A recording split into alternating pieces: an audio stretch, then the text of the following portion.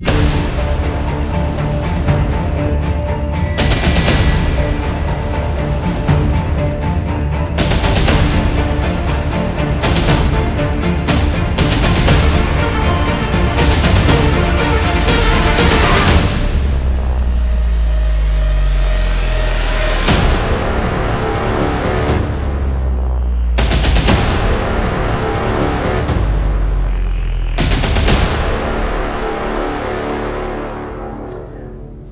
that was the intro that we did, or I did, I think it was just after Christmas, before New Year's. Uploaded that, see what would happen. Well, a lot of hate from a lot of old people. Yeah, people don't like me wasting 56 seconds of their time. I offered to give them their money back if they shot me through an invoice.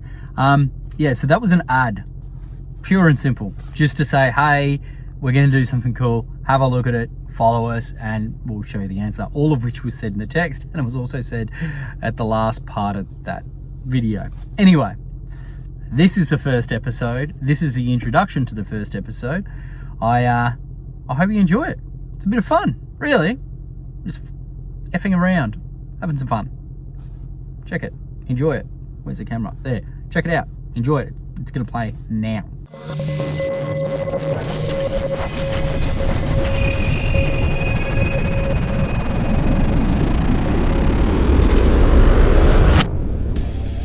I'm trying to consider myself a little bit of a storyteller. It's something that I've loved to do through video for a long period of time, and I've thrown YouTube videos together for work, and they're more of a how-to instructional thing. How to fit a Unichip, why you should buy a Unichip, you know, how we get power out of your car, all of that sort of stuff. As creative as that is, it does have its limitations. So I thought, you know what, let's do a YouTube video. We'd like to be a little bit silly at work. We've got our Instagram stuff that Rich and I stuff around with.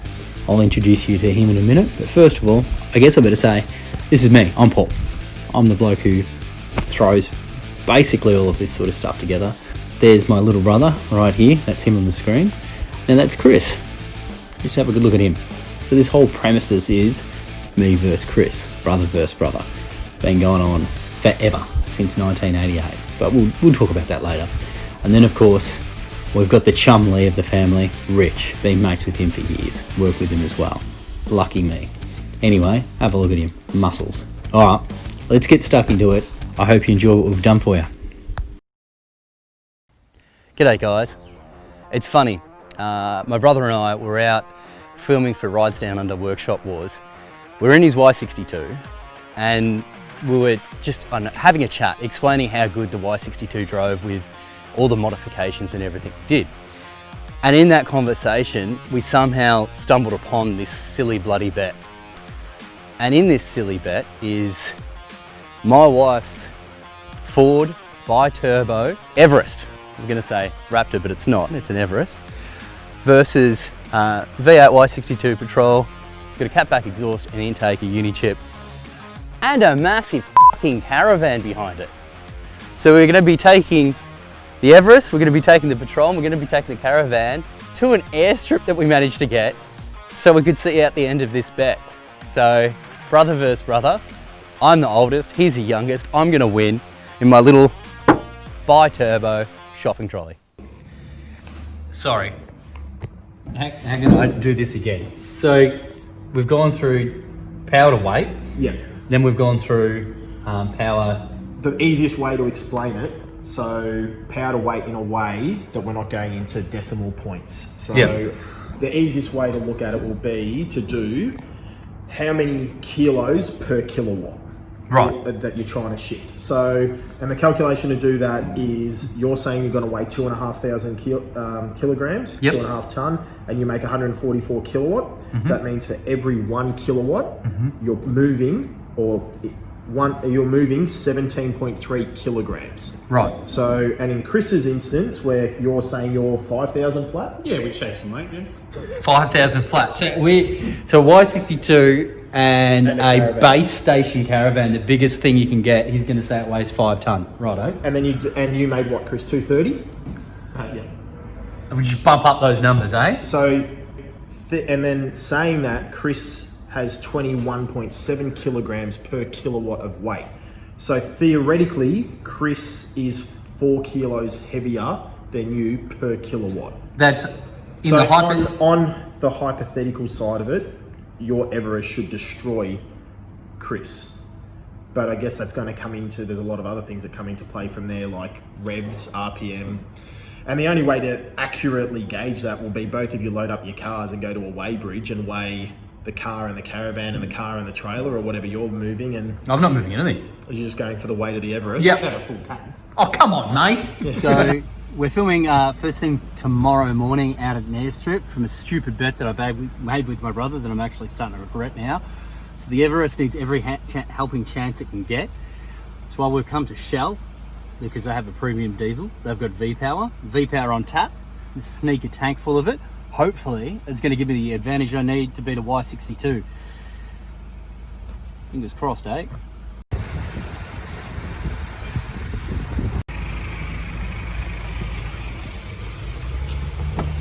What did you think of me doing a little sneaky and getting the V-Power? Let's just say my wife wasn't impressed filming her unannounced on Christmas night. So we'll scrap her reaction and jump to me making coffee in the morning of the great race. We did work out the power to weight ratio, and it's actually pretty bloody close. I'm sort of the opinion that I might, well, I'd like to think that I'd win. I really would, because like, ultimately I don't want to be cleaning his Caravan for a week straight. I think that's a really shitty job, but I really think I do have a pretty decent chance. The only thing that's going to get is him running over the top of my power. So I reckon I'll get off the line, I'll be nice and sharp, I'll beat him to 60 kilometers an hour, and then I'm just going to hold my hand out the window and slap the ass of this Everest all the way to the finish line, because it's going to need every little bit it can get. But I reckon for the first 60 k's an hour I'll be in front, and then he'll just come straight past me. That's what I think's going to happen. What I want to happen is this thing is just going to absolutely annihilate, you know, the big V8 towing a Caravan. But it's going to be interesting. So we happened to leave Bunnings together at the set of lights and all that, and I had a tandem trailer full of timber, sleepers, so it was about 1.5 tonne on the back, and he was in the Everest, and as always he was stalling it up to the lights. I didn't want to take off fast because I had timber, like it was all tied down, but it was a full trailer, so you want to take off slowly. And he stalled off, rocketed off, and then once I started rolling, I nailed it and pulled like 3 car lengths on him. And he was shattered. And then, I don't know, we're always betting and who's always going to win, and it's always me who wins. He's such a smug winner too. It's really a bit of an asshole. Oh, I can see the airstrip to our left. Can you? To your left, around there's a little car and a unit. No.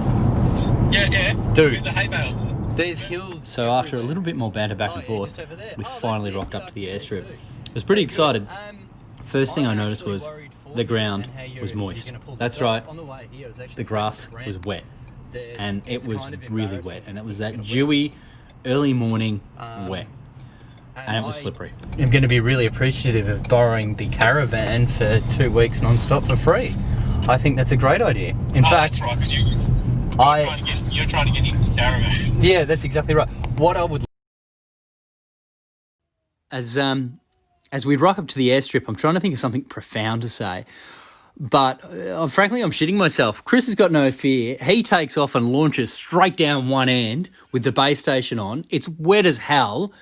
I gave my thing a little bit of a stick and I went sideways. It's all-wheel drive. I shat myself. We get down one end. We set up basically a 400-metre run. We use sandbags, 2 on each side, to mark start and finish lines. We roughly measure it out. We get set up. Roll, everyone rolling. Clap. Okay, and why did it happen? So this all happened because in 1988, my mother gave birth to my little brother Chris. And ever since then, there's been an ongoing competition.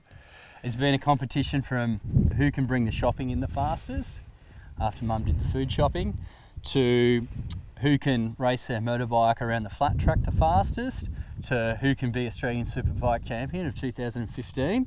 I didn't even give that one a crack. He just took it. Even to the point of last week, for argument's sake, we had our work breakup party and we went go-karting. And I'm at home enjoying a beer before the last day of work, and I get this endless stream of text messages from this guy who's at the go-kart track doing sighting laps the day before our Christmas party, so he knew the track, so he'd beat me. He would have beaten me anyway. I lapped him. So because of all that history of brother versus brother, we decided, well, we've been in competition for forever. We do dumb shit all the time. Why not document it? So the reason why we're here is because we're filming for Rides Down Under Workshop Wars. We're in the car, we're talking about the Y62, and then we just had a bet. And because of that, we've managed to get our good friend Cameron. He's set us up with this lovely airstrip, this airfield here out in Dixon's Creek. We're gonna have ourselves a bit of a drag race. Yeah. Chris, man, a few words, but he reckons he's gonna beat me. Y62 Basestation Caravan, brand new, down the airstrip in my wife's Ford Everest. 62. Yeah, we've got the Y62, we've got the AFE intake, we've got the catback exhaust, the Unichip on there. It's 5.6, that's 560 newton meters, I think that's what they mean. Unichip computer. I've got all-wheel drive, and it is producing, we gain an extra 30 kilowatts and 100 newton meters of torque. I've got a mechanical advantage of 2 turbos, and it weighs less than your car. Spinning. I'll meet you at the finish line. No, that's not going to happen. After Rob, our producer from Rides Down Under Workshop Wars, set up all the GoPros, we knew it was game on. We were just about ready to take off and for me to win. Fingers crossed. He's hoping.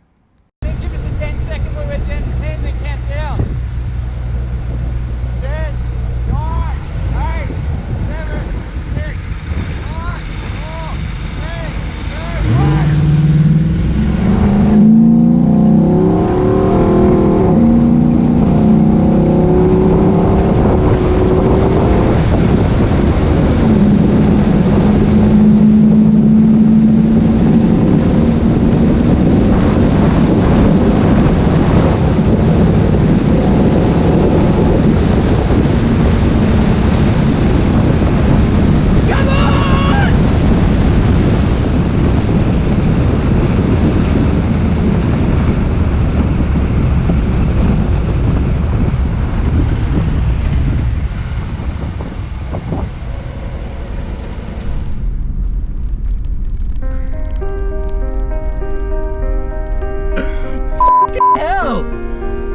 I can't f***ing believe that. Oh man. I was wheel spinning. Yeah, the whole way. So there you have it. Chris won. Who would have thought? Not me. Congratulations. We get a special surprise in. We did bring another car down, so we're going to roll that in just a sec. First of all, blokes are just going to have a quick coffee.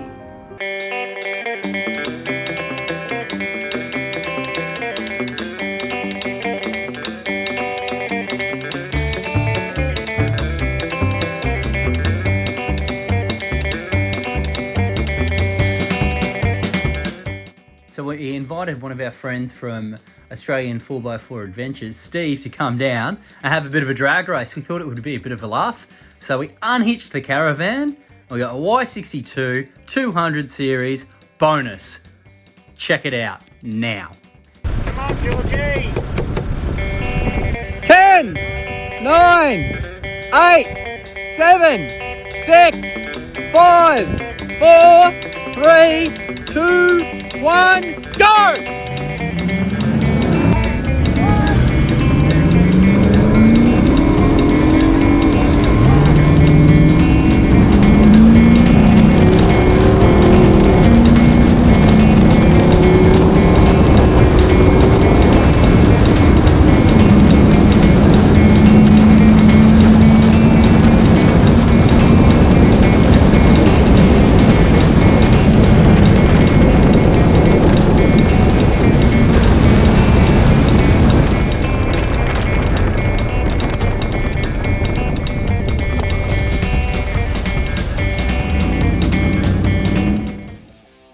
It takes a lot of people to get something like this together. First of all, we just want to make... Yeah, we want to thank Cam for Pack 360 packaging. Yeah, thanks very much, guys, for coming out using the farm, using the airstrip. Glad you didn't make too much mess. Yes, I'm glad we decided to have a conversation about you going for your licence and you had an airstrip in your backyard. aside from obviously thanking Cam and Len against his land, we needed to give a big shout out to Steve as well from Australian 4x4 Adventures. Welcome. Yeah. So I'm actually going to do a behind the scenes one of you guys. So everyone who wants to see all the real laughs. The blooper. And all the cock and just more of Paul losing. Thanks for the invite, guys. No, perfect. Thank you so much. Thanks for the race. And we'll give you a tune-up. Was it really a race though? I didn't know it was a race. Oh, was it a race? Oh, it was just a promo. Oh, yeah. I was just warming it up. Smash that like button and subscribe. Thanks, guys. You killer. Smash the like button.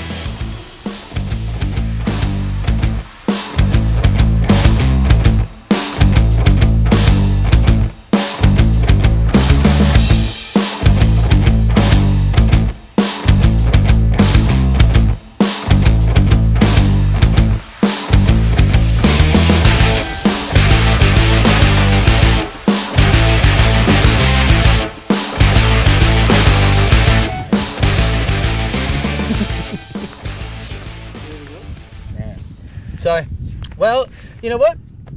That was fun. That was great fun. I did think I was going to win. I lost at the mini car racing. I lost at go-kart. Lost at this drag racing. Well, congratulations. We'll come up with another bet and I'll see you in a month. All right.